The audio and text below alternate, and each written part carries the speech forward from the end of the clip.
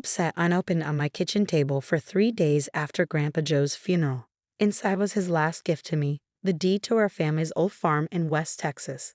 200 acres of supposedly worthless land that had been in our family for 4 generations. My in-laws couldn't stop talking about what a burden it would be.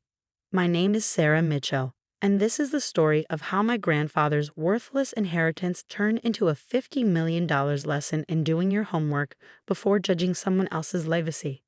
You should just sell it, my mother-in-law Margaret had said at the funeral reception, picking at her chicken salad with perfectly manicured nails. That old place hasn't produced anything worthwhile in decades. We'll take it off your hands for a fair price.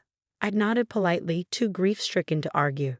Grandpa Joe had raised me after my parents died in a car accident when I was 8. That dusty old farmhouse was where I'd learned to ride a horse, where I'd done my homework at the ancient kitchen table, where I'd listened to his stories about our family's history in the oil business before the wells ran dry in the 1960s. Really, Sarah? My husband Tom chimed in, ever eager to please his mother. It makes sense. The property taxes alone will eat us alive. And what are we going to do with a ranch 5 hours from Houston? I finally opened the envelope on a quiet Wednesday morning. Inside, along with the deed, was a handwritten letter in Grandpa Joe's shaky script. My dearest Sarah, if you're reading this, I've finally gone to join your grandmother and your parents. Don't waste too many tears on me. I've lived a good long life, and I'm leaving you what might turn out to be the most valuable thing I own, if you're smart enough to look deeper than the surface. The farm's been in our family since your great-great-grandfather James Mitchell struck oil there in 1923. The wells ran dry years ago, or so everyone thinks, but old James was cleverer than people gave him credit for. He knew something about that land that even my father never figured out. In my desk drawer at the farm, you'll find a red leather book. It's got all the answers you need if you take the time to really study it. Don't let anyone pressure you into selling until you've read every page. Love always, Grandpa Joe. B.S. Don't trust the Robinson brothers. They've been sniffing around the property for years, and there's a reason why. I drove out to the farm that weekend, ignoring Tom's complaints about wasting gas. The old house stood just as I remembered it.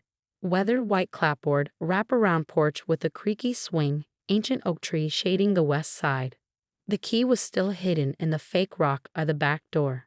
Inside, everything was covered in dust sheets. The furniture we'd moved out when Grandpa Joe went into the nursing home 2 years ago left ghost-like impressions on the wooden floors. I made my way to his study, where the massive oak desk still dominated the room. The red leather book was exactly where he said it would be, along with a stack of old maps, geological surveys, and what looked like original land grant documents from the 1920s. I settled into his old leather chair and began to read. 4 hours later, my hands were shaking as I closed the book. If what I was seeing was correct, Grandpa Joe and great-great-grandpa James had left me something far more valuable than anyone suspected. My phone buzzed. Another text from Tom. Mom wants to know what he thought about her offer. $50,000 is more than fair for that old place. I smiled, thinking about what I just learned. The original oil wells on the property had indeed run dry, but they had only tapped the upper layer of deposits. The geological surveys in the Red Book, updated secretly by Grandpa Joe just 5 years ago, showed massive untapped reserves in deeper formations that could only be reached with modern drilling technology. But that wasn't even the most valuable part. The original mineral rights agreement, which everyone thought had expired in the 1970s, had actually been renewed and expanded by Grandpa Joe through a complex series of legal maneuvers. The rights covered not just our 200 acres, but a vast tract of surrounding land, over 2,000 acres in total. The Robinson brothers, who owned the neighboring ranch, had been trying to buy our property for years. Now I understood why. They discovered the deeper oil deposits and had been quietly buying up surrounding properties. But without our mineral rights, they couldn't drill. I was still processing this information when another text came through, this time from Margaret. Coming over for dinner tonight. Need to discuss the farm situation. Perfect timing. I'd already scheduled a meeting with BlackRock Oil for Monday morning. Their preliminary estimates of the deposits, based on the surveys I'd found, were staggering. But tonight's dinner would be interesting for other reasons. I arrived at Tom and Margaret's sprawling River Oaks mansion at exactly 7:00 p.m. The whole family was there, Tom's sisters Amanda and Beth with their husbands, his father George looking uncomfortable in his smoking jacket, and Margaret holding court in her designer dress and diamonds. "Sarah, darling," she cooed as I walked in, "we've been so worried about you, rattling around that old farmhouse by yourself. Have you given any thought to our offer?" I smiled, accepting a glass of wine. "Actually, I have. But first, tell me why you're so interested in the property." "Pure charity," she replied smoothly. "We hate to see you burdened with that worthless land. The taxes, the upkeep, it's really not something someone of your background should have to deal with." My background. She never let me forget that I'd grown up on that farm, that I'd attended state school on a scholarship while Tom had gone to Yale, that I was, in her eyes, perpetually inferior. "The Robinsons stopped by yesterday," Tom added. "They're willing to go to $75,000. Really, Sarah, you should consider it." I took a slow sip of wine. "The Robinsons. Interesting. Have they mentioned anything about their recent geological surveys?" The room got very quiet. Margaret's perfectly Botox forehead tried to furrow. "I don't know what you mean," she said carefully. "No. That's odd, because they've spent quite a bit of money surveying the area. They seem very interested in what's about 5,000 feet below the surface." Tom's father George suddenly started coughing. He'd made his money in oil. Back in the day, he knew exactly what I was talking about.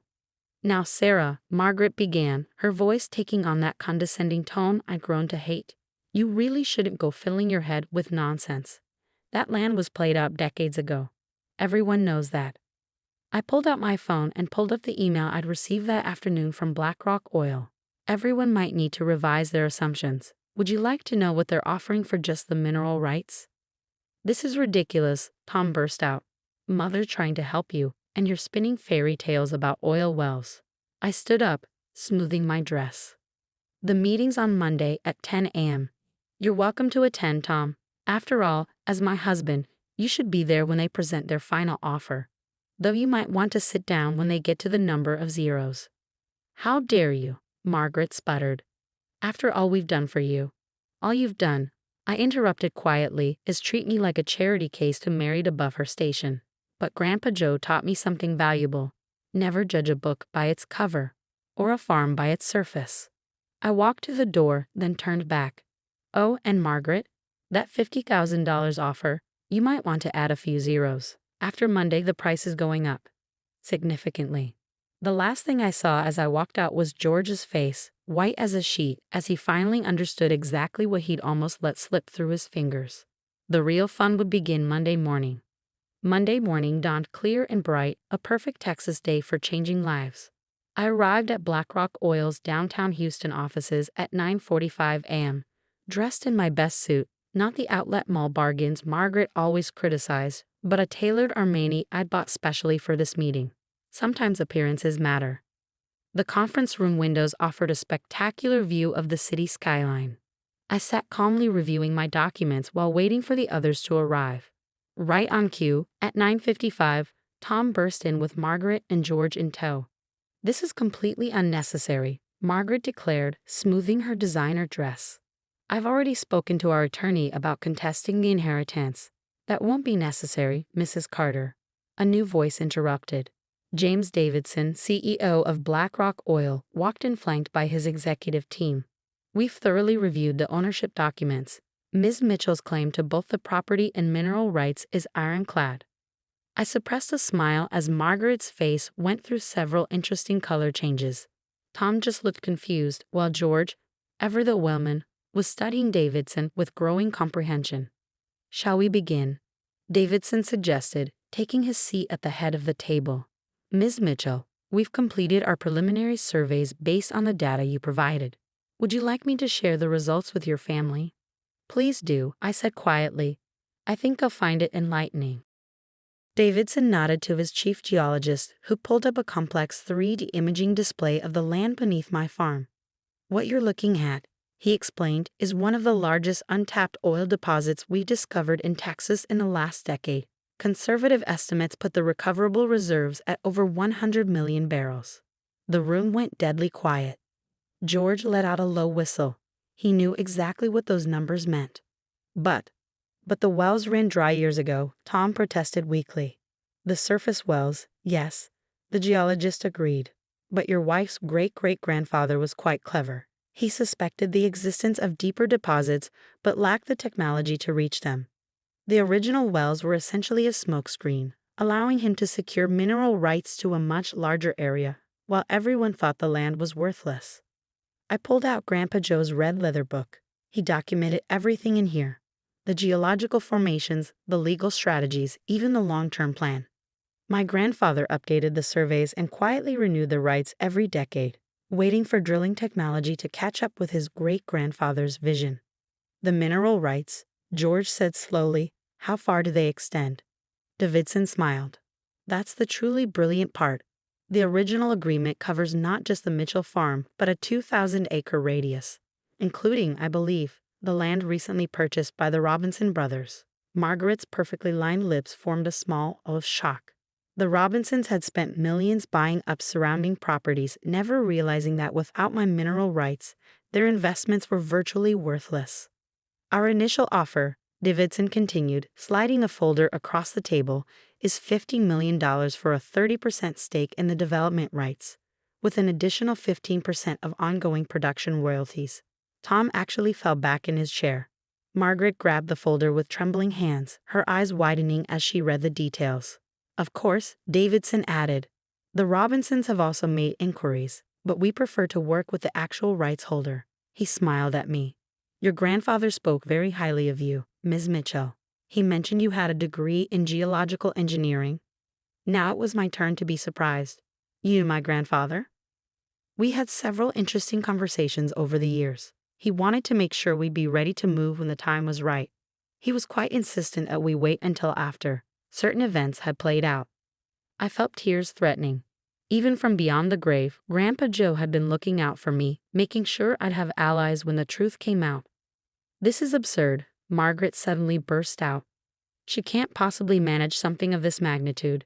Tom, as her husband. Actually, I interrupted, according to Texas inheritance law and the specific terms of my grandfather's will, the property and mineral rights are mine alone. Tom has no legal claim to them. I turned to my husband, seeing him clearly perhaps for the first time. Though we should probably discuss that, along with some other aspects of our relationship. The next few hours were a blur of lawyers, paperwork, and increasingly desperate attempts by Margaret to regain control of the situation. But the documentation was perfect. Grandpa Joe and his father before him had made sure of that. By the end of the day, I had signed a preliminary agreement with BlackRock, filed for divorce from Tom, and begun the process of relocating back to the farm. The look on Margaret's face when she realized she'd spent years mocking what would become a billion-dollar property was almost worth all the humiliation she put me through. Almost. The aftermath was everything you might expect. Tom alternated between begging forgiveness and threatening lawsuits. Margaret had to be escorted from my office at BlackRock when she showed up demanding to be cut in on the deal. The Robinsons tried to contest the mineral rights but quickly backed down when their lawyers reviewed the documentation. I moved back to the farm that weekend. The house needed work, but that was fine. I had plans for it. Big plans. 1 month after the BlackRock meeting, I hosted a dinner party. The old dining room had been beautifully restored, the antique table polished to a mirror shine. My guests included James Davidson, his wife, and several key members of the development team. We were celebrating the first successful test well. As we sat down to dinner, Davidson raised his glass. To Sarah Mitchell, he said, and to Joe Mitchell, who knew exactly what he was doing when he left his legacy in her hands.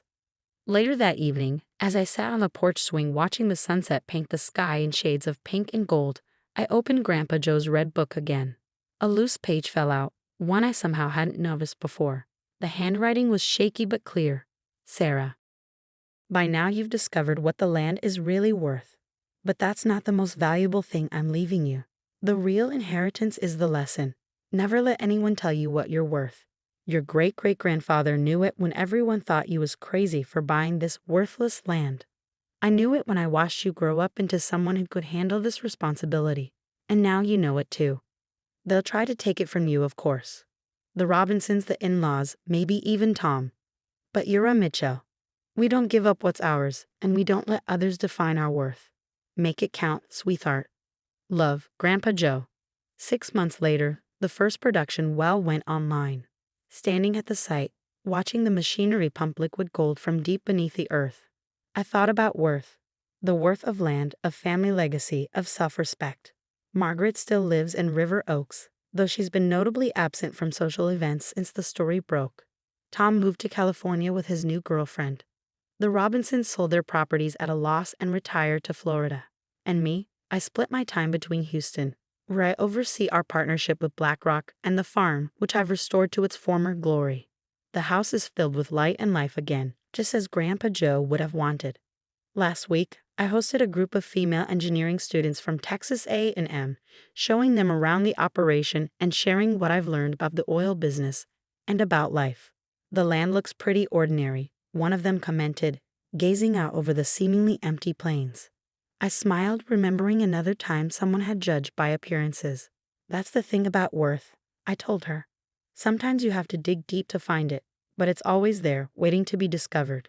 The Mitchell Farm is now the centerpiece of one of the most productive oil developments in Texas. The initial wells exceeded even BlackRock's optimistic projections, and our partnership has expanded to cover the entire mineral rights area. But the real story isn't about oil or money. It's about legacy, about seeing beyond the surface, about standing up to those who would define your worth by their own limited vision. Every morning, I have coffee on the porch swing, watching the sun rise over land that 4 generations of Mitchells loved and protected.